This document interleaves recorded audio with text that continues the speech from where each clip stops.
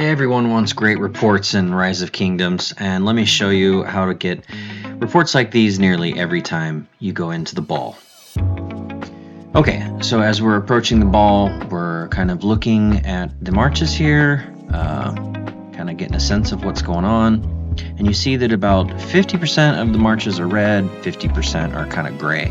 So in that scenario, what we're going to do is kind of just try to stand our ground as best we can, kind of get in the middle of the ball as best we can, let the big players face tank, and just pick ones out that are starting to get out of place, like pushing into our ball. And then you see what happens here is a lot of the ball turns gray, which means they're retreating, and this is the time where you're really gonna get some monster trades, because they're running away and you can just chase them down and just eat them alive. Okay, let's just see, and you see a few of them are kind of turning to try to poke back at us, but primarily the ball is gray. That's the time to push while it's gray. And of course, oh look, let's see, they're turning. See how that ball's turning red? That's where we're going to stand our ground. We're not going to chase anymore because they're turning to fight us back. We're going to try to position ourselves back into the middle of the ball, play defensively, and try to target enemy marches that are out of position and pushing into our ball. The card took a minute to reload there. Yeah, so you know they're trying not to just trade terrible, because they know if they just straight up run at this point that they're gonna trade just awful. So they're kind of trying to stand their ground as much as they can. But as you see, we're pretty much pushing them back, just staying in that ball, picking out targets that are out of position or the closest to me, ones that push into our ball. Oh, the guy's behind me, so I'm gonna pick him off. He's easy pickings, and we want to keep our ball nice and tight. So now we're just focusing on anything that's just out of place. And as you see, we've pretty much cleaned them up here.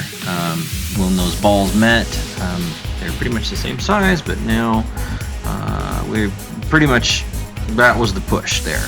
And that was the outing that got those reports that I showed there in the beginning. So, okay, this is that same outing, but now we're doing a rally on that flag. So our gameplay here is a little bit different.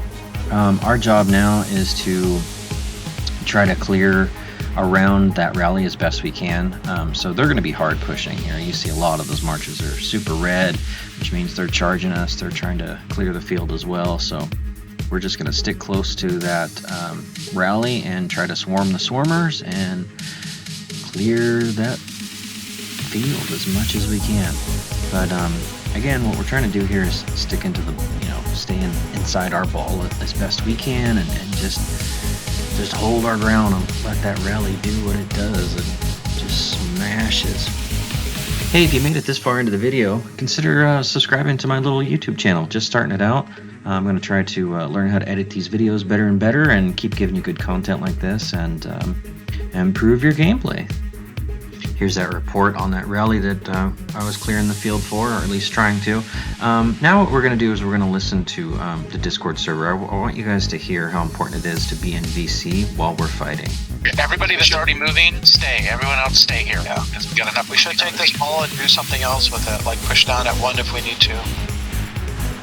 The good thing about having the ball on 3 is that they're not balling up themselves.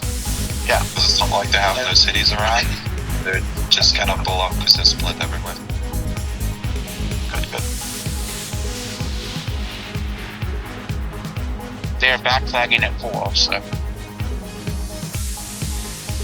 Wellen can slide down a little bit, block another TP, someone just teleported out from water. People on voice chat, stay on 3 please. Not everyone go to 16. They're coming out of their cities on 3. Get ready.